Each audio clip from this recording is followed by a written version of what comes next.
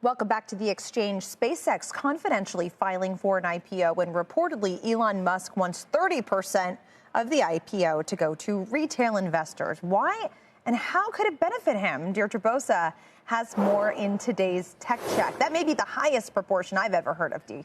It is. You're right, LP. It is. And you know the space very well. So that 30% number is the one to watch here.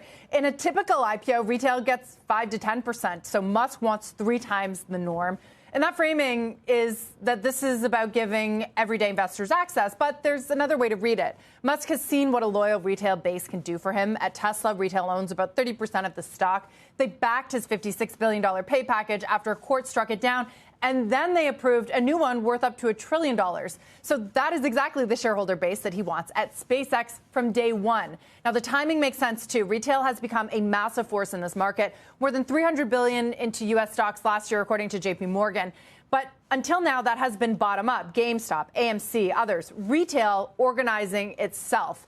This is different. It's top down, an issuer designing the shareholder base before a share even trades, before it even gets to market. So Musk is trying to build this from the jump. And if it does work, Leslie, it could become the playbook for OpenAI and Anthropic's expected listings later this year. The AI trade at large, it's really interesting to think what this could do to it. It could be priced on retail faith and loyalty, and that's certainly different than what we've seen on the price, especially for new companies. Yeah, and historically, retail has served as that marginal buyer on day one, that kind of, especially for a name that's pretty name brand like SpaceX is. Does that maybe pour cold water or pose any risk to that notion?